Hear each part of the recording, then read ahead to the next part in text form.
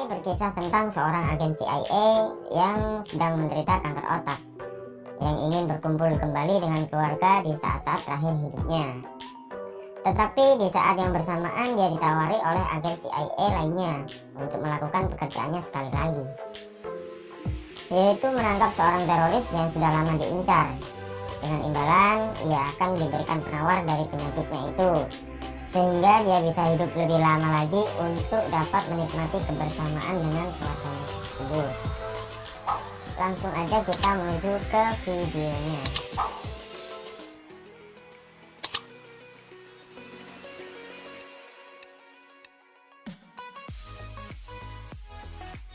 Suatu saat Ethan hendak pulang ke apartemen persembunyiannya. Dia kaget saat mengetahui di dalam apartemennya tersebut sudah ada satu keluarga lain yang menempatinya. Jules namanya, yang adalah kepala keluarga tersebut, mencoba menjelaskan tentang apa yang terjadi dan menunjukkan kepada Ethan bahwa semua barang-barang miliknya masih aman dan tersimpan rapi di kamarnya.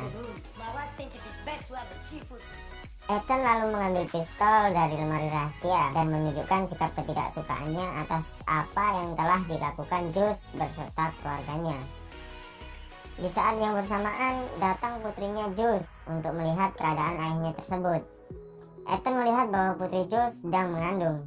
Dia pun akhirnya memperbolehkan Jules dan keluarganya untuk tetap tinggal di rumah itu sampai putrinya selesai melahirkan. Tentunya dengan beberapa peraturan yang dibuat oleh Ethan. Malam hari sebelum tidurnya, Ethan memutar video keceriaan bersama putrinya sewaktu kecil dulu. Nampak kerinduan dari wajah Ethan dan tak sabar ingin segera menemuinya. Esok harinya, Ethan mencoba untuk menelpon Tina, mantan istrinya, dan mengajaknya bertemu. Tak lama, Tina mengajak Ethan ke rumahnya. Kemudian mereka mengobrol dan Ethan mengatakan ingin sekali bertemu dengan putrinya sebelum ia meninggal karena penyakitnya. Tetapi Tina memberikan sebuah persyaratan yang mana Ethan harus berjanji meninggalkan pekerjaannya. Singkat cerita, dengan diantarkan oleh Tina, Ethan menemui Zhu di depan sekolahnya. Dibawakannya sepeda ungu sebagai hadiah untuk Zhu dan berharap Zhu senang dengan hadiah itu. Tetapi karena mungkin Zhu masih kecewa dengan kepergian Ethan selama ini, ia pun lalu pergi dan memilih pulang ke rumah bersama temannya. Di tempat lain, saat Ethan akan membeli bahan memasak makanan untuk surprise putrinya, datanglah seorang yang bernama Vivi. Dengan pengodean ala detektif, Ethan pun bersedia diajak untuk ikut dengannya. Di dalam mobil, Ethan menanyakan status si Vivi ini. Vivi mengatakan bahwa ia adalah seorang agen CIA dan sedang mendapat perintah dari atasannya untuk menangkap teroris bernama The Wolf atau Serigala yang sudah lama mereka incar. Untuk mencarinya, Vivi harus terlebih dulu menemukan Albino yang adalah partner dari Serigala tersebut. Karena dari si Albino inilah nantinya Serigala akan dapat ditemukan. Dia menemui Ethan untuk membantu menemukan teroris tersebut, karena hanya Ethan lah yang bisa menemukan keberadaan Albino. Ethan sempat menolak karena ia akan fokus mengasuh putrinya. Tapi Vivi memberikan imbalan berupa obat penawar untuk penyakit Ethan. Dengan obat itu, maka Ethan akan bertahan lebih lama lagi untuk hidup. Sehingga ia mempunyai lebih banyak waktu merasakan kebersamaan dengan putrinya. Tanpa pikir panjang, tugas pertama pun dimulai. Target pertama adalah membunuh akuntannya Albino yang berada di dalam hotel yang sedang mereka tuju saat itu. Dengan keahlian sebagai mata-mata CIA, dia berhasil menyusup ke tempat di mana kamar target berada. Ethan juga berhasil melumpuhkan satu persatu orang yang ada di dalam ruangan itu.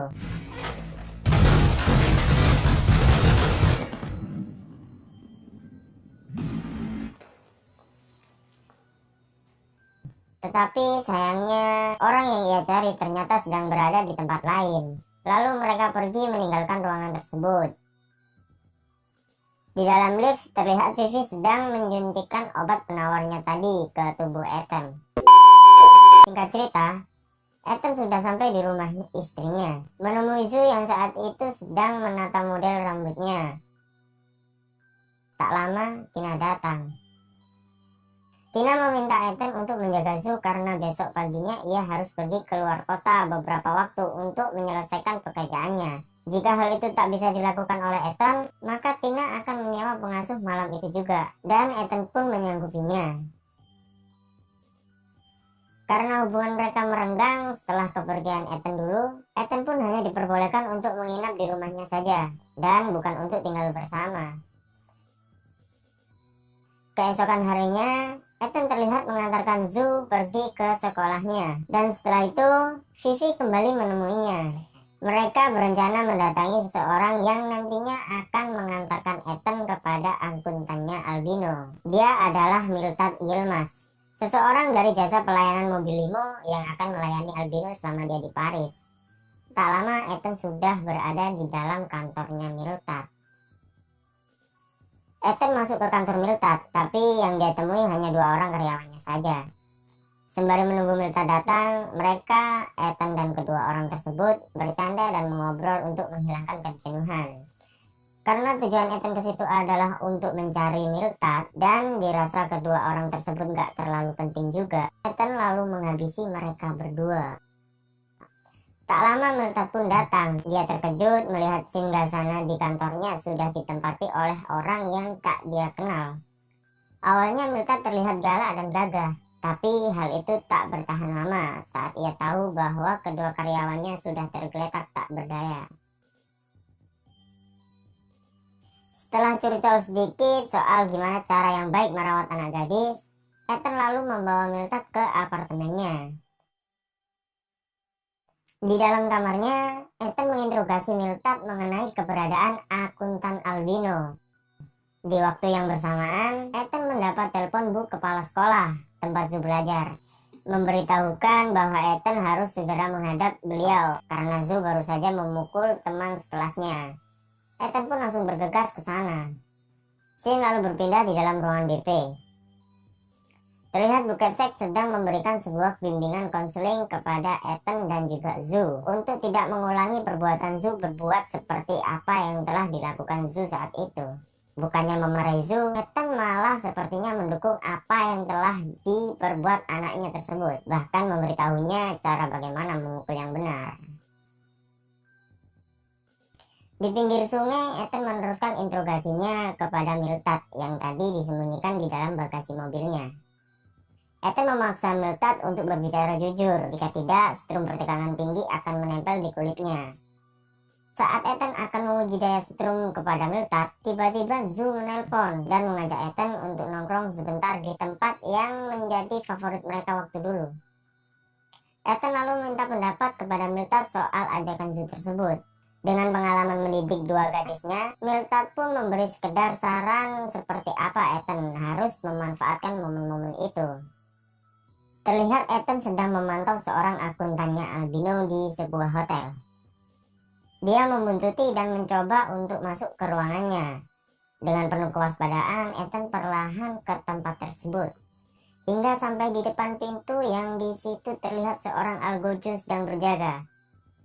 Ketika hanya tinggal beberapa langkah saja untuk mencapai pintu tersebut, lagi-lagi Zhu menelpon bahwa dia sudah menunggu Ethan di tempat bertemu yang tadi sudah disepakatinya. Akhirnya karena Ethan harus menepati janjinya kepada Zhu, ia pun seketika berbalik arah dan membatalkan tujuannya. Scene berpindah di mana Zhu dan Ethan sedang menikmati kebersamaannya di tempat yang pernah mereka datangi bersama sewaktu Zhu masih kecil dulu.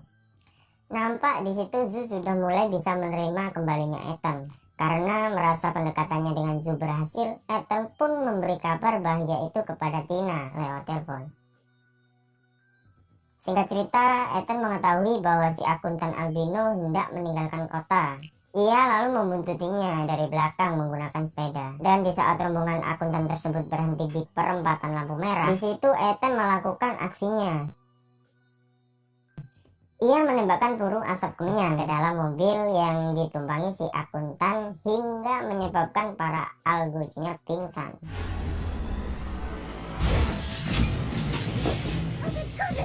Kemudian Ethan mengambil alih kendaraan itu dan membawanya kabur bersama akuntan di dalamnya. Saat Algojo lainnya hendak mengejar, mobil yang mereka gunakan meledak oleh bom yang sebelumnya sudah diletakkan Ethan di bagian bawah mobil mereka. Sama seperti Milta tadi, si akuntan itu pun disandra dan diinterogasi tentang keberadaan albino di kamar Ethan.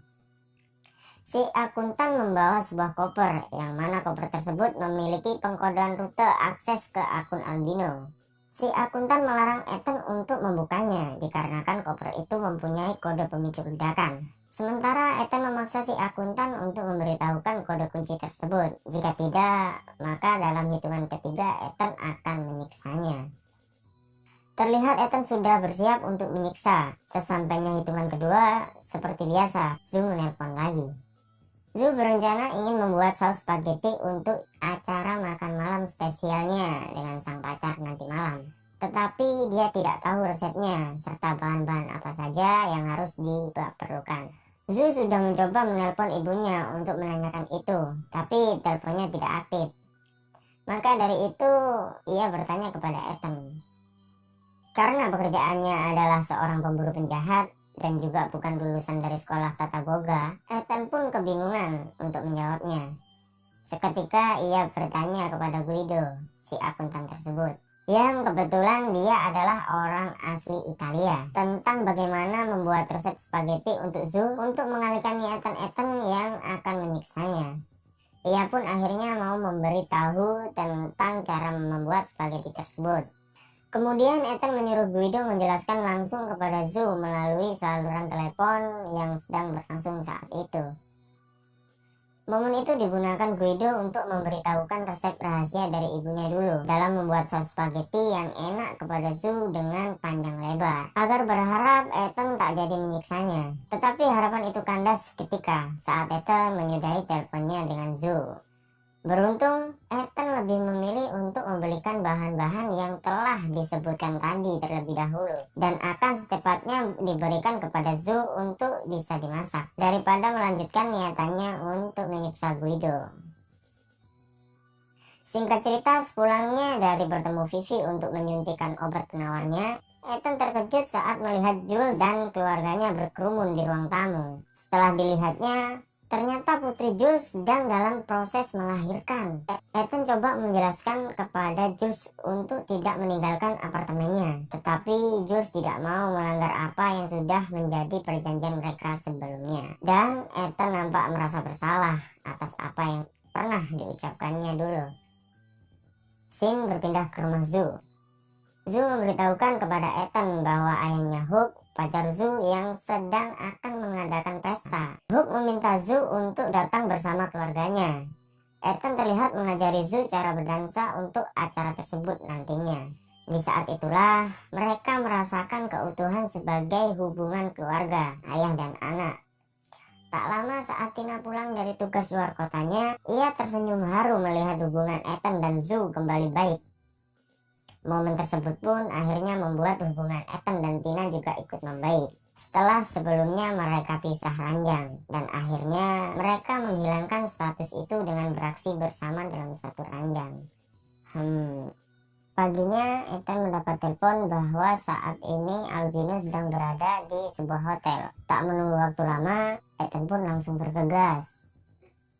Sesampainya di depan hotel, Ethan bersiap untuk mengejar Albino yang akan pergi menggunakan mobil limo beserta Miltad sebagai sopirnya. Mengetahui bahwa yang mengendarai mobil tersebut adalah Miltad yang tadi, Ethan pun menelpon dan menyuruhnya untuk berhenti dan menyerahkan Albino dan kawan-kawan. Tapi sepertinya Miltad tak berani melakukannya dan langsung menutup teleponnya. Lalu Ethan menyundul mobil mereka dari belakang dan terjadilah aksi kejar-kejaran di tengah kota.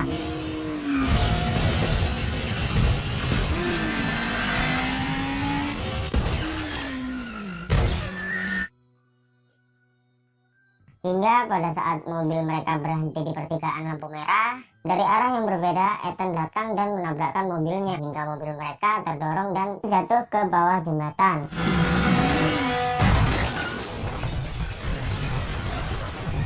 Melihat serigala akan kabur, Ethan pun langsung mengejarnya hingga sampai di stasiun kereta bawah tanah. Dan saat mereka sudah berhadapan, tiba-tiba penyakit Ethan kambuh, sehingga darah keluar dari hidungnya. Seketika Ethan merasa lemas dan terjatuh. Di saat yang bersamaan muncul albino dari belakang.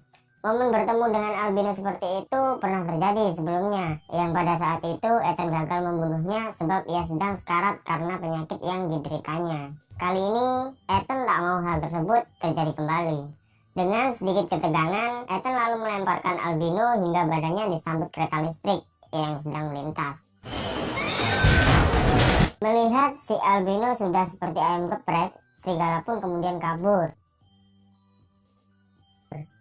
Sementara itu, Ethan sudah berada di tempat Vivi.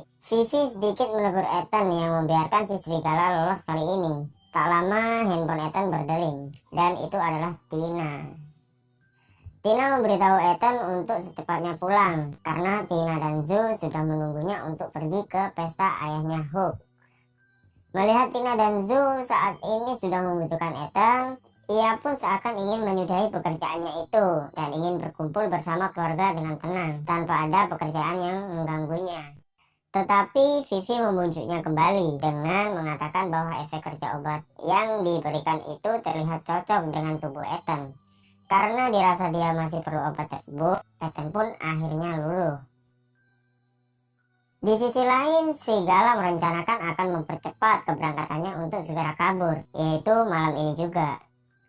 Beliau ingin ke tempat salah satu temannya yang akan membantu untuk mempermudahnya keluar dari Paris. Tibalah mereka di pesta ayahnya Hope. Saat sedang di dalam lift, mereka bertemu Hope bersama ayah dan ibunya. Mereka pun akhirnya saling memperkenalkan keluarganya masing-masing. Dan setelah ayah Hope ingin memperkenalkan temannya kepada Ethan, tiba-tiba yang datang adalah serigala. Ternyata ayah Hope inilah teman yang dimaksud serigala tadi. Dengan berpura-pura tidak saling mengenal, Hope dan Ethan pun bersikap biasa-biasa saja. Dan mereka semua pun akhirnya membaur di dalam pesta. Sambil menikmati musik ajab-ajabnya, Ethan dan serigala masih saling mengawasi satu sama lain. Karena melihat gelagat Ethan yang tidak biasa, Tina pun akhirnya mengetahui bahwa Ethan sedang memantau seseorang, yang itu artinya Ethan masih dalam posisi bekerja malam itu. Terjadi cekcok antara Tina dan Ethan, karena sebelumnya Ethan sudah berjanji dengannya untuk tidak melakukan pekerjaannya lagi. Ethan terpaksa tak menghiraukan kemarahan Tina, karena Ethan gak mau kesempatan untuk membunuh serigala akan gagal lagi. Di tempat lain, Zhu dan Hope berada di sebuah ruang rahasia. Di tempat itu, mereka berdua melakukan... bukan itu, cuman dance aja kok. Kembali ke Ethan. Terlihat algojo serigala sudah mulai menyerang Ethan, tapi dengan sedikit action Ethan dengan mudah melumpuhkan mereka semua.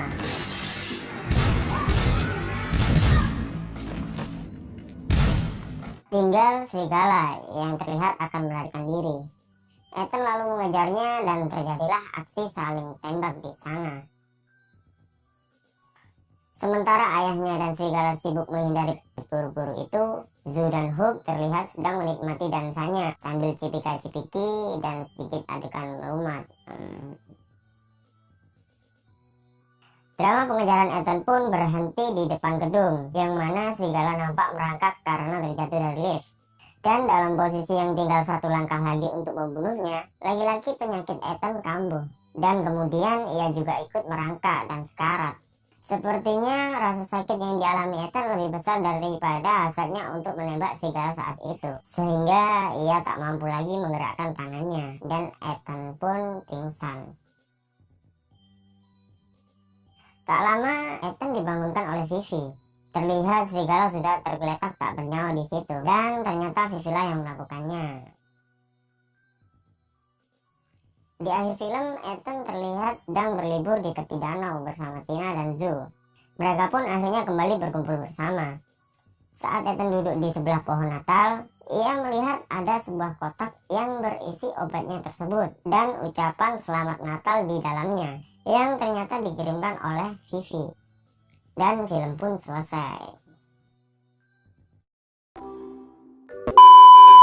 Dari segi pertarungannya, film ini terlihat datar dan instan karena memang cerita di film ini lebih kepada bagaimana seorang ayah membagi waktunya antara keluarga dan pekerjaan. Tapi dari sisi hiburan, film ini cukup menghibur karena ada beberapa hal aneh dan terkesan konyol yang itu merupakan sisi humoris dari film ini. Dan film ini cocok untuk ditonton bersama keluarga di rumah. Pesan moral yang bisa kita ambil adalah sebagai orang tua, sepenting apapun pekerjaannya, harus tetap memperhatikan keluarganya. Oke, kalau kalian suka sama channel ini, jangan lupa like and subscribe ya, agar kalian bisa terus mengikuti update review film-film berkualitas dari gua. Sampai ketemu di review film selanjutnya. Bye.